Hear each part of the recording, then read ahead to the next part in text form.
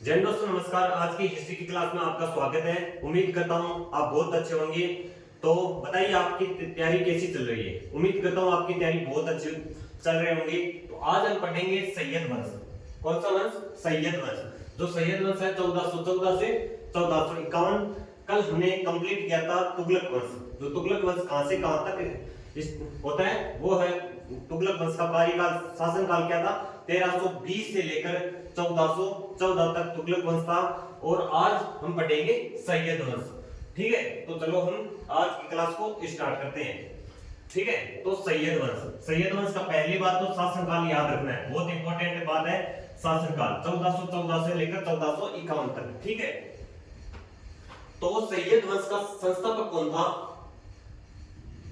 तो सैयद वंश का संस्थापक था खिज्र खां। कौन था? खिज्र खां। 1414 से लेकर 1421। इतना इसका कार्यकाल इतना इंपॉर्टेंट नहीं है, लेकिन इसका संस्थापक, सैयद वंश का संस्थापक कौन है? वह है खिज्र खां। ठीक है, यह फिरोज शाह तुगलक के समय मुल्तान का सूबेदार था। कौन था? फिरोज शाह तुगलक, जो हमने पढ़ा था यानी तुगलक वंश के बारे में। तो तुगलक वंश के अंदर शासक हुआ था फिरोज शाह तुगलक। उस फिरोज शाह तुगलक के समय ये इसका क्या था? मुल्तान का क्या था? सूबेदार। ठीक है, याद रखना इंपॉर्टेंट है। फिर ये फिरोज शाह तुगलक के समय मुल्तान का सूबेदार था। ठीक है, मुल्तान का सूबेदार। आगे की बात करते हैं हम। आगे क्या होता है कि ये तैमूर लंग का सेनापति था। कौन था? तैमूर लंग का सेनापति। पहले क्या था? कौन? संस्थापक खिज्र खां है ना, पहले तो था किसका समय? जो फिरोज शाह तुगलक है उसके समय मुल्तान का सूबेदार। लेकिन जब मुल्तान पर और यानी उसके फिरोज शाह तुगलक के समय जो मंगोल आक्रमण हुए थे, उस मंगोल आक्रमण के बाद में यह क्या हो जाता है? मंगोल आक्रमण के यानी ये हो जाता है तैमूर, जो तैमूर का आक्रमण हुआ था, तैमूर का आक्रमण। ठीक है, उसी तैमूर के आक्रमण के समय ये क्या हो जाता है? तैमूर के संग यानी तैमूर के साथ हो जाता है। यानी इनको धोखा दे देता है। किसको? यानी तुगलक वंश। उस तुगलक वंश को धोखा दे देता है, लेकिन ये किसके किसके साथ हो जाता है? तैमूर के साथ में हो जाता है। उसके बाद में क्या होता है? तैमूर ने भारत से लौटते समय, जब तैमूर भारत से वापस लौटा था, उस लौटते समय ये इसने किसने? तैमूर ने इस किसको? खिज्र खां को लाहौर, मुल्तान और दीपालपुर का क्या बना देता है? सूबेदार बना देता है। किसको बना देता है? खिज्र खां को। बात समझ में आ रही है ना कि खिज्र खां कौन है? ये है फिरोज शाह तुगलक के समय मुल्तान का सूबेदार। किसके समय? फिरोज शाह तुगलक के समय। लेकिन बाद में जब तैमूर का आक्रमण होता है भारत पर, यानी उसी के समय, तुगलक वंश के समय, और ये खिज्र खां किसके साथ हो जाता है? तैमूर के साथ में हो जाता है। जब तैमूर भारत से लौटता वापिस यानी आक्रमण करने के बाद में, तो लौटते समय इसको क्या बना इसको क्या बना देता है? लाहौर, मुल्तान और दीपालपुर का क्या बना देता है? इसको सूबेदार बना के चला जाता है। ठीक है, ये स्वयं को पैगंबर मोहम्मद का वंशज बताता है। क्यों? जब उसके बाद में अंतिम शासक यानी उसके तुगलक वंश का जब खात्मा हो जाता है, तुगलक वंश का अंतिम शासक को यानी हरा देता है। कौन? खिज्र खां। खिज्र खां किसको? जो फिरोज शाह तुगलक है, यानी फिरोज शाह तुगलक यानी तुगलक वंश के अंतिम शासक था ना, उस अंतिम शासक को ये खिज्र खां हरा देता है, अंतिम शासक को। ठीक है, उसके बाद में ये क्या हो जाता है? ये गद्दी पर बैठ जाता है, और यानी दिल्ली की। और ये बाद में क्या कहते हैं? ये स्वयं को पैगंबर मोहम्मद का वंशज बताता है। इनका कोई वंशज नहीं है। ये क्या कहते हैं? हमारा कोई वंशज नहीं है, हम तो किसके वंशज हैं? हम तो पैगंबर मोहम्मद के वंशज हैं। ठीक है, इनका कोई यानी ये क्या है? पहले से यानी सैनिकों में भर्ती हुई है और पैगंबर मोहम्मद का वंशज बताते हैं, और उसी के बाद में ये धीरे धीरे सैनिकों में भर्ती होने लगे थे। ठीक है, इसने सुल्तान की उपाधि धारण नहीं की। क्यों नहीं की इसने सुल्तान की उपाधि धारण?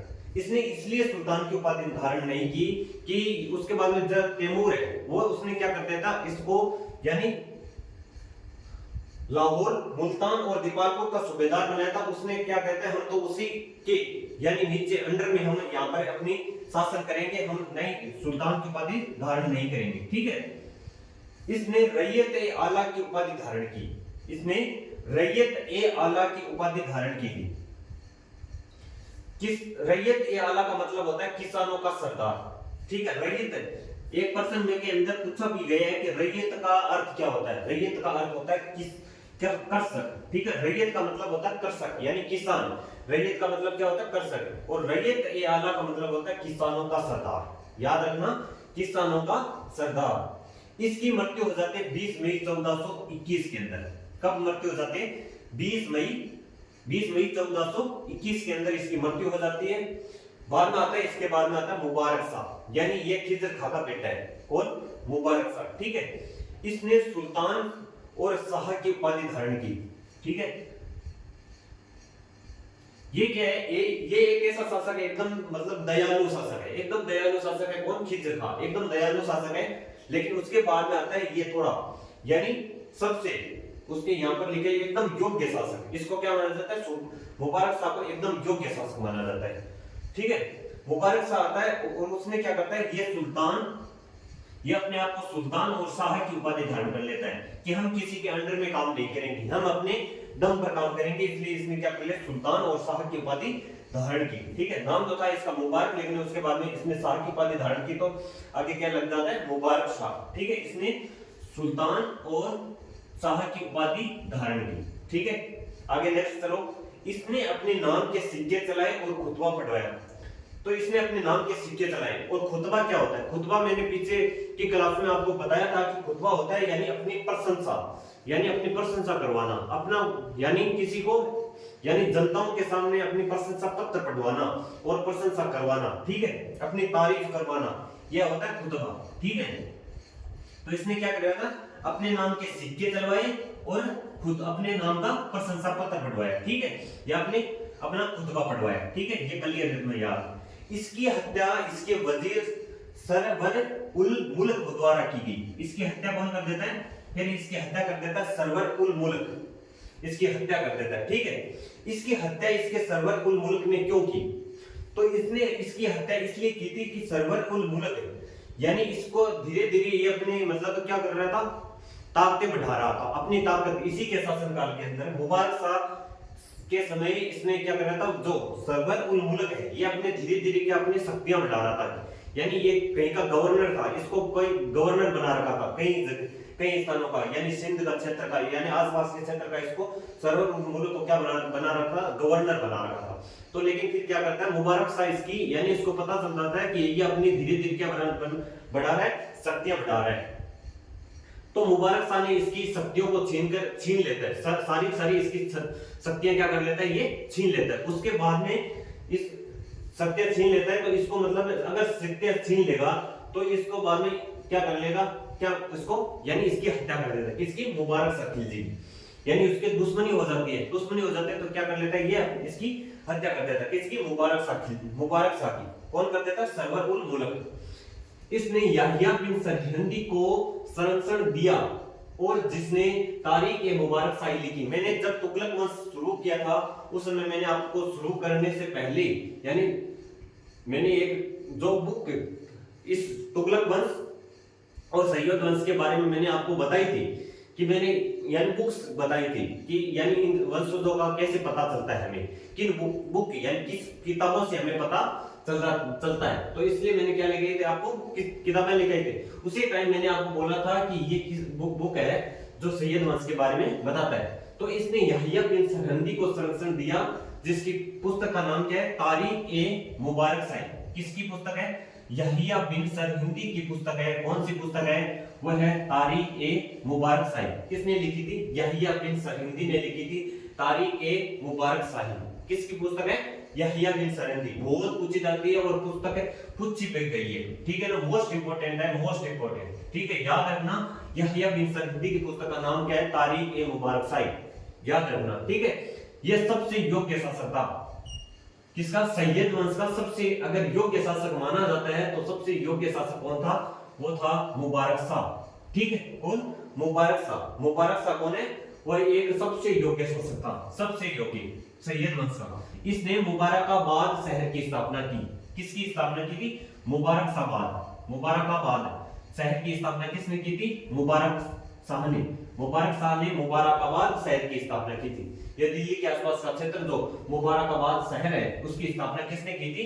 वो की थी मुबारक शाह, ठीक है। आगे आते हैं महमूद शाह। महमूद शाह कौन है? यह है मुबारक शाह का छोटा भाई। किसका?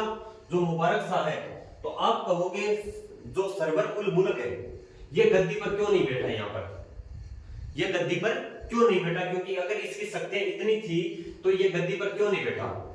तो ये गद्दी पर इसने नहीं बैठा कि अगर मैं गद्दी पर बैठ गया ना तो अगला बारी मेरी है, कोई ना कोई ऐसा आ ही जाएगा कि मुझे भी मार देगा, क्योंकि इस समय ऐसी कत्लें चलती थी, कत्ल यानी भरी सभा के अंदर कत्ल हो जाता था राजा का कैसे भी कैसे, यानी कि पता नहीं चलता था कि अगर शाम को सोया तो सुबह क्या पता नहीं कौन किसकी गर्दन काट दे, ठीक है। इसलिए ये गद्दी पर नहीं बैठता है। उसके बाद में आता है मोहम्मद शाह, ठीक है। मोहम्मद शाह जो किसका भाई है, मुबारक शाह का छोटा भाई है मोहम्मद शाह, जिसका शासनकाल है 1434 से लेकर 1445, ठीक है।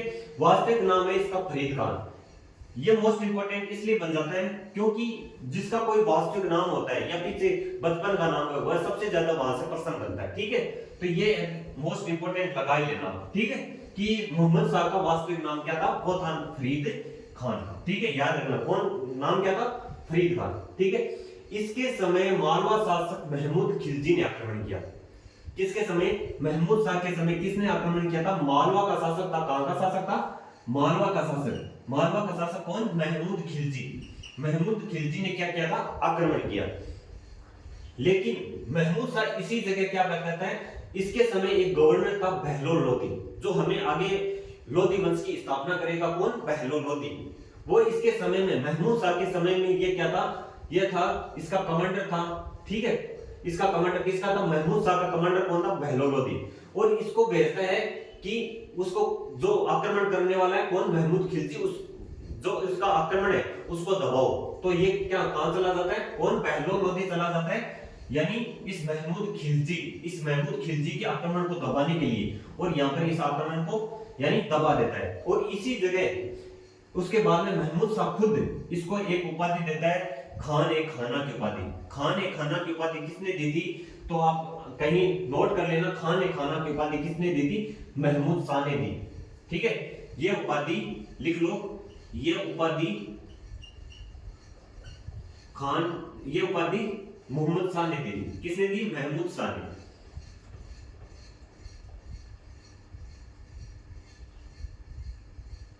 महमूद शाह ने दी, ठीक है, याद कर लेना, महमूद शाह ने ये उपाधि महमूद शाह ने दी, ठीक है।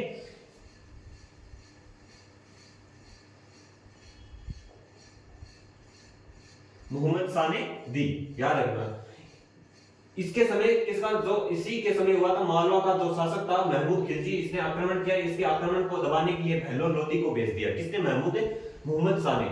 और इस कमांड, ये इसका कमांडर था। इसने बाद में इसको किसको, बहलोल लोदी को ये उपाधि देता है महमूद शाह। कौन सी उपाधि देता है, खान ए खाना की उपाधि, ठीक है, यानी खान ए खाना की उपाधि देता है। 1445 में इसकी मृत्यु हो जाती है। कब हो जाती है, 1445 के अंदर, ठीक है। उसके बाद में शासक बनता है अलाउद्दीन अहमद शाह, ठीक है, अलाउद्दीन अहमद शाह। ये क्या बनता है, इसका यानी अगला शासक बनता है। ये है मोहम्मद शाह का पुत्र, यानी खुद महमूद शाह का पुत्र है। कौन, मोहम्मद शाह का पुत्र अलाउद्दीन अहमद शाह।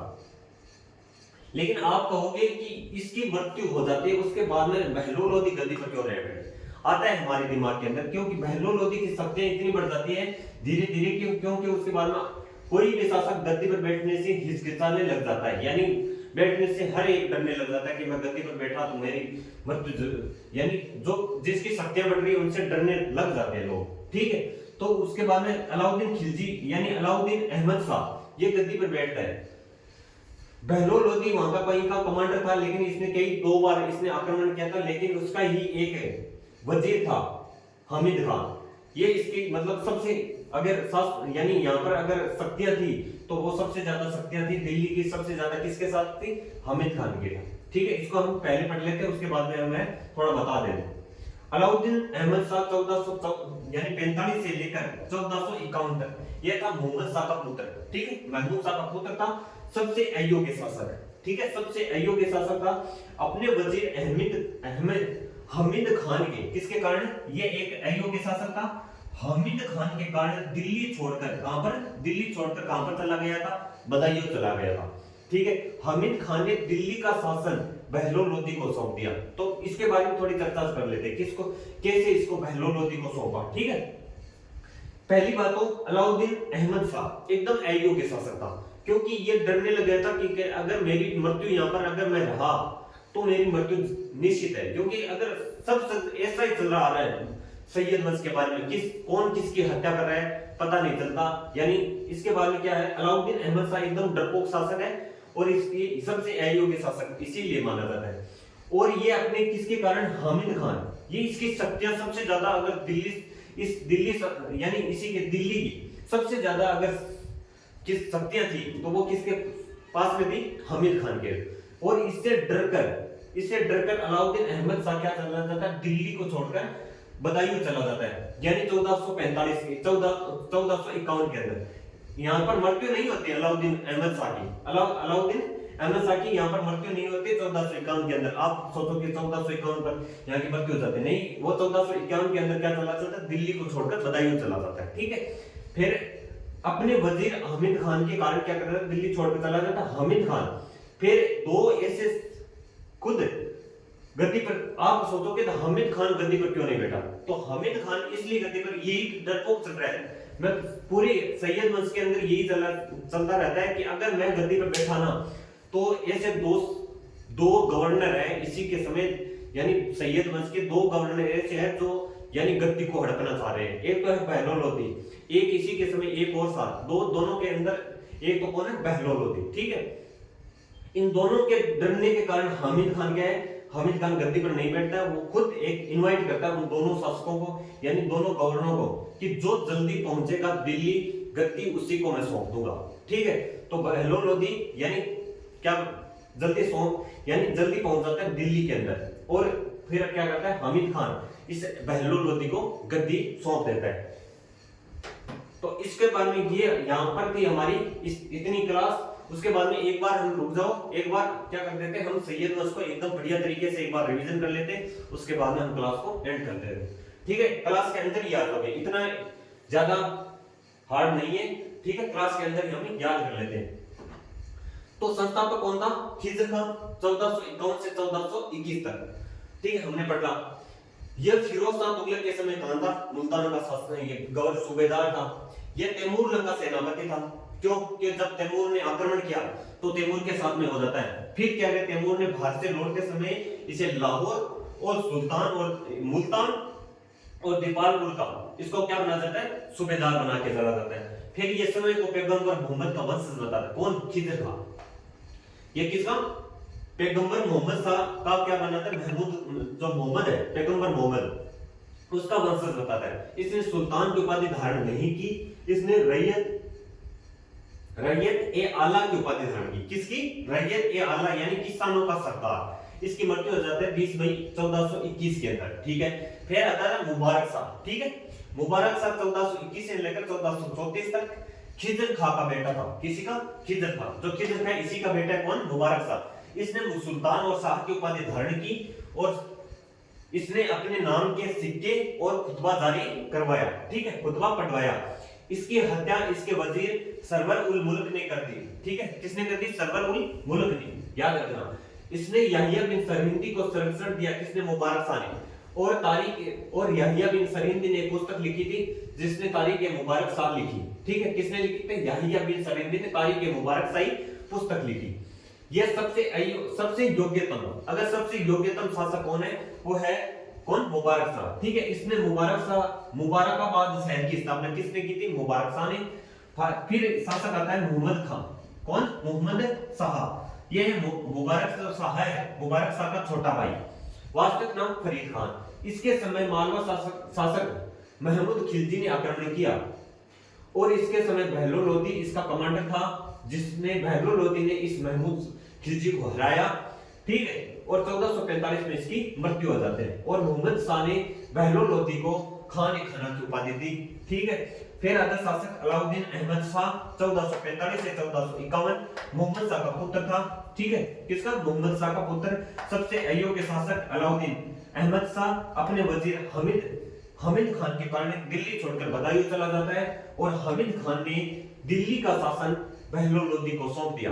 ठीक है, ये अगर एक दो बार आप रिवीजन करोगे या तो क्लास को दोबारा देख लेना या रिवीजन कर लेना, 2-3 बार अगर बढ़िया तरीके से नोट्स बना के उनका रिवीजन करना, रिवीजन ही सबसे बेहतर है। रिवीजन अगर आप बार बार करोगे ना तो आपको ऐसा कोई भी कंटेंट क्या है, आपको ऐसा नहीं लगेगा कि मुझसे याद नहीं होगा, ठीक है।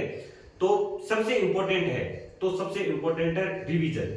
क्लास से बार बार देखने से, कोर्स बार बार करने से नहीं होता। सबसे ज्यादा अगर बेस्ट तरीका है तो वो है सबसे, यानी खुद का नोट्स बनाओ और बार बार उस चीज को रिवीजन करो। अगर रिवीजन है कि आपको यानी कुछ भी अगर याद नहीं है तो आप, रिवीजन ऐसी चीज है कि आपको उनको यानी आपको पेज बता दोगे। एक ऐसा समय आ जाता है रिवीजन करने से कि आपको पता चल जाता है कि कौन सी चीज कहां पर लिखी है। ये रियल बात है, एकदम रियल बात है कि आपको अगर रिवीजन बार बार करते हैं ना तो आपको ऐसा टाइम आ जाता है, यानी रिवीजन करते करते एक ऐसा दिन आ जाता है कि आपको खुद को पता चल जाता है कौन सी चीज किस पेज पर है। इतना पेज पर तो नहीं पता चलता, लेकिन आपको ऐसा पता चलता है कि वो चीज जो है ना, जो मैंने लिखी है वो उस जगह पर है, उस पेज पर है, उस जगह पर है। इतना खुद को कॉन्फिडेंस आ जाता है। तो रिवीजन ही सबसे बेस्ट होता है, ठीक है। रिवीजन करने से बार बार क्या चीजें इतनी दिमाग के अंदर फिट हो जाती है कि आपको एक्यूरेट आप बता सकते हैं। तो फिर तो उम्मीद करता हूं आपको क्लास बहुत अच्छी लगी होगी। अगर आपको क्लास अच्छी लगी तो चैनल को सब्सक्राइब करना, शेयर करना और कमेंट के अंदर जरूर बताना कि आपको क्लास कैसी लगी। तो प्लीज अगर क्लास अच्छी लगी तो एक लाइक जरूर करें। तो ठीक है, फिर हम मिलते हैं नेक्स्ट क्लास में। तब तक के लिए जय हिंद, जय भारत, थैंक यू।